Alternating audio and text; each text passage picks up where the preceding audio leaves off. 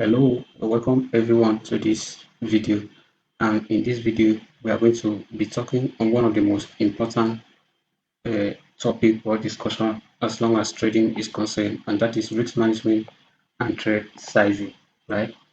So this topic is very, very important. That is why every course that I develop to showcase my application, chart application to real-time trade, I don't always fail to include this topic irrespective of how the course is. Even the course here on Udemy that I developed, which I talk on the three major trading session and how to go about it. I always include risk management at the end of every course because of how critical and important it is as long as trading is concerned. Because basically, analysis that we do before we take trade is basically constitute just 30% of our trading efforts. 70% rally around risk management and psychology and mindset.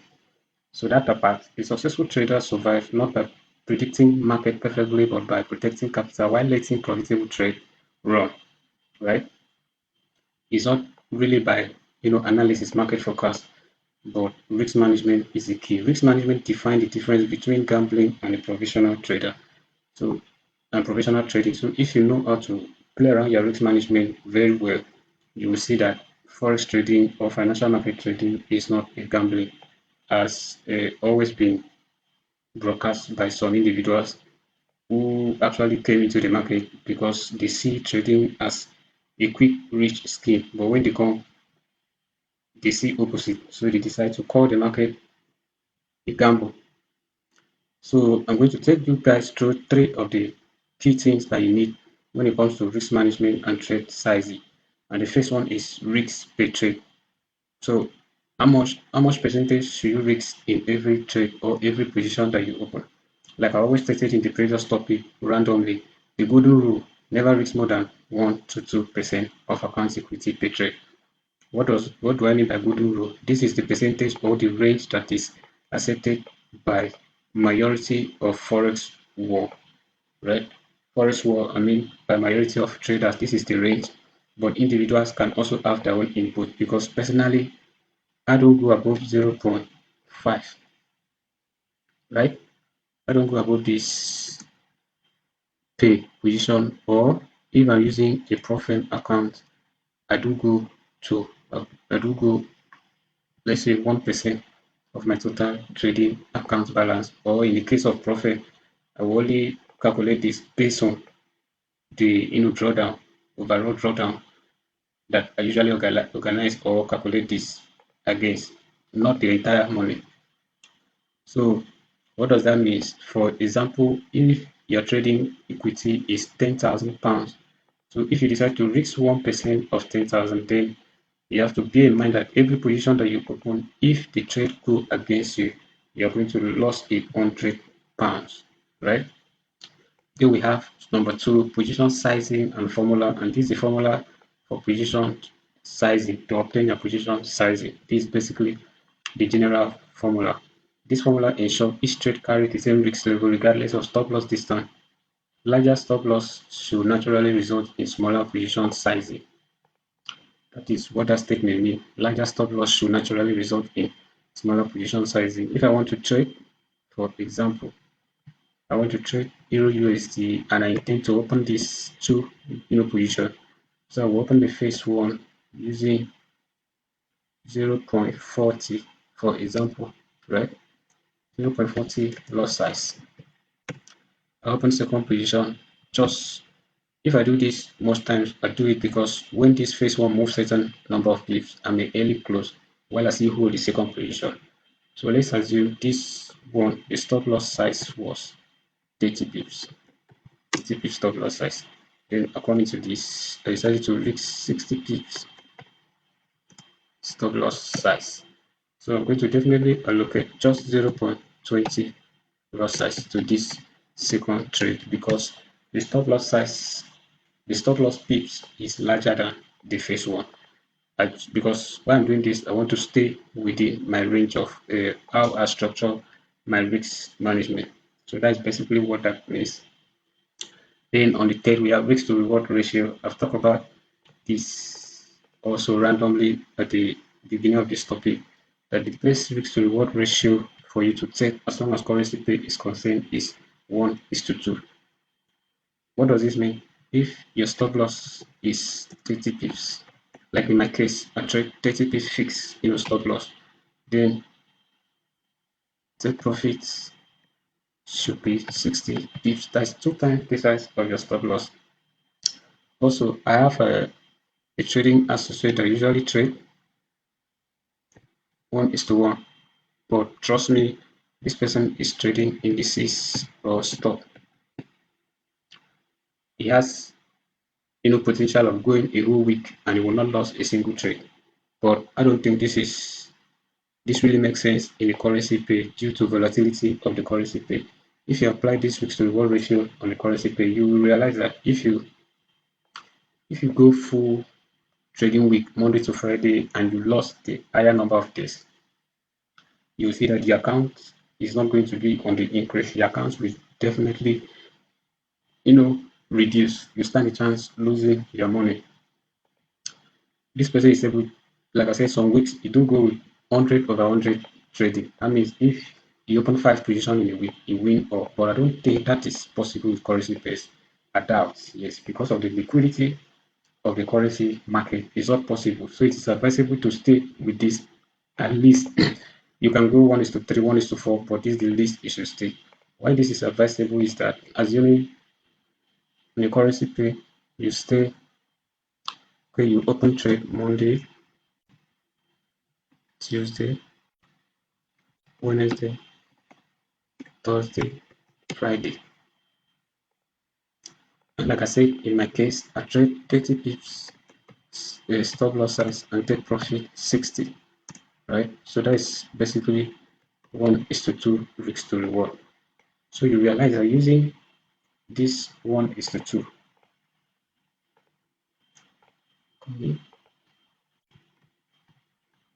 1 is to 2 risk to reward, right?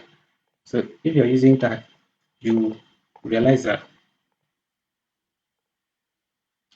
if you trade, example, on Monday, you had a bad trading day, so you lost 30 pips. On Tuesday, you won 60 pips. Thursday, you go again. Wednesday, you go again, you lost 30 pips. Thursday, you lost again 30 pips. Then on Friday, you win again and secure another positive pips, 60. You will realize that number of days out of 5 days in a week, you lost 3 good days, win 2 days. So this is where the risk to reward ratio is helping. Using at least 1 is to 2, you will realize that the total number of pips that you lost for the 3 days losing streak enters 90 pips.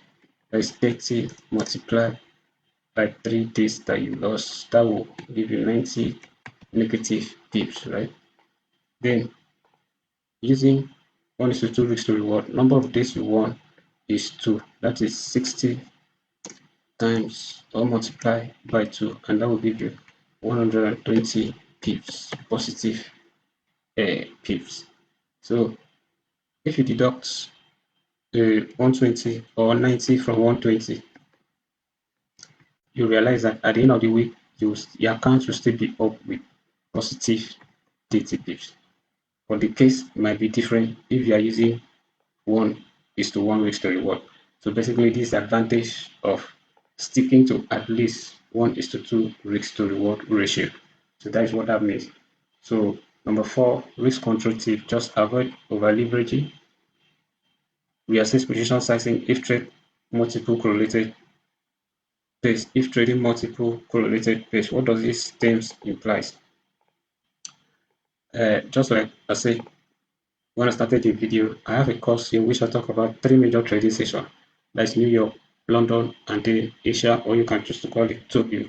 In that course, I took my time to explain this as a whole separate course module. One module alone, I was emphasizing on this because I know many new traders doesn't know this, that we have positive correlated pairs, we have negative, and we have neutral, right? What does this imply? If you want to learn more on it, you have to go and subscribe to that course. But what this means is that Euro USD sometimes tends to move the same way Gravity Pound USD. Do you see that? Meaning, if this one is selling, this one is likely to sell as well. So while you are trading, instead of taking the risk of taking them both, why not trade just single one of them? Meaning, if you're trading this, then you leave this behind. But the truth of the matter is that if you trade them and they both go in your favor, yes, it's good. It's a nice profit, double. What if the trade doesn't favor your direction? That means you're incurring two similar loss, which is, to me, is a kind of blind risk. So instead of taking the both, why not take one of it, let's say Euro USD? Then maybe you want to trade two positions really bad, you can choose another pair that does not correlate with this at all and take it. By that, you have simplified your risk, properly. So that's basically what that statement means. So don't widen your stop loss out of emotion. Accept small loss early to prevent larger ones. So basically, new traders was also part of this family, right? So new traders have this patience of holding bad trade with the hope that it's going to reverse anytime soon. But once trade move to their favor, 10, 15 pips, 20 pips, they will rush and close it, right? That is very wrong. Like I said, I was part of this. Instead, it should be the other way around. Learn to have the patience to hold your positive trade to reach your target, right? Because without accomplishing those targets, you will not be able to stay within this risk management. Yes, let's assume this is what you apply. Without having the patience to stay, maybe you can just be adjusting your stop loss gradually as the price move. But you should not have that habit of rushing to close a positive trade that is going in your favor. Meanwhile, you have the patience of enduring negative trade. So that is what this that statement, the last point, really talks about. And basically, this is all as long as risk management and trade sizing is concerned. These are the key things that you need to know. But I'm going to put everything into a house and do a kind of illustration right now, putting the whole thing into a house. So let's begin. So let's assume my trading accounts. Please, everything I'm doing is illustration. Let's assume I have $10,000 trading account. So I want to show you guys all the parameters or steps for you to structure your risk management according to your own equity. So there are basically 4 points to go through for you to structure your risk management well. So the first point simply is divine risk per trade. So divine risk per trade, which we talk when we were discussing from the lecture note. So the risk per trade, what do we agree to every trade? We are willing to risk 2%, let's say in this case, 2% of risk 2% of, I'm looking for dollar sign, 2% of $10,000, and that will sum, and the answer will be $200. So what does that mean? It means to every position that I open, in case the trade doesn't go in my favor, I am ready and set to lose 200 out of this money, right? If the trade doesn't go in my favor, that is it. You must take all this in and keep beforehand so that you know what you're doing with your trading plan or the structure. In the number 2 point or step is to determine stop loss distance. Determine stop loss distance. And when I was discussing, I told you guys that in my own trading, I usually stay most time on 30 pips stop loss. So let's assume we are using a which okay, let's just use Euro USD because I'm on Euro USD chart now. Let's say Euro USD, a stop loss distance I usually use often is 30 pips, right?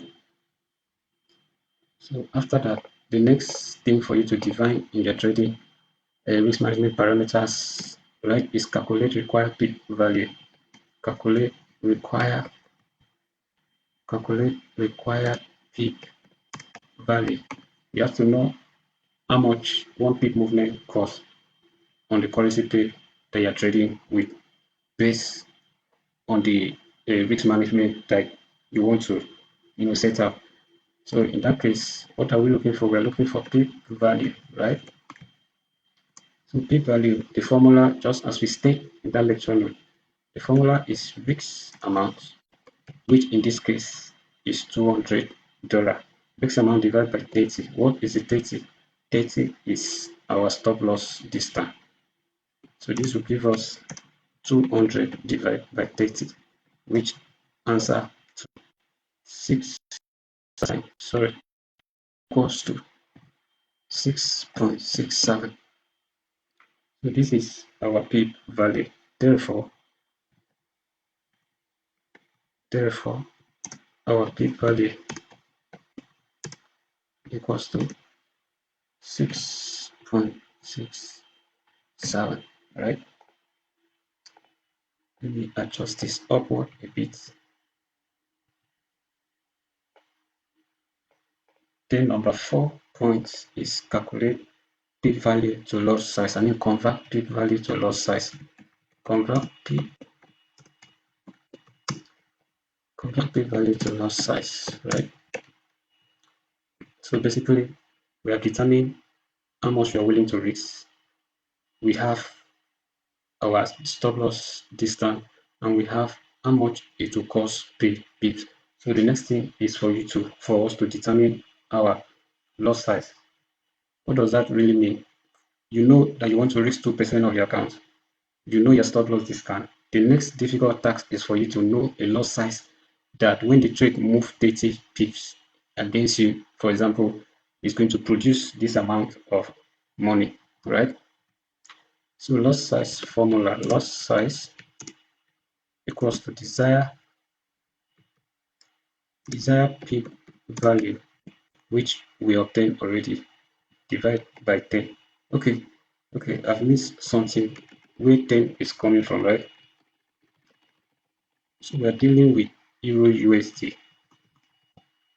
So basically, if you go into the market, you see major pairs and then the minor pairs. So major pairs like Euro USD, GU, GA, let's say EU.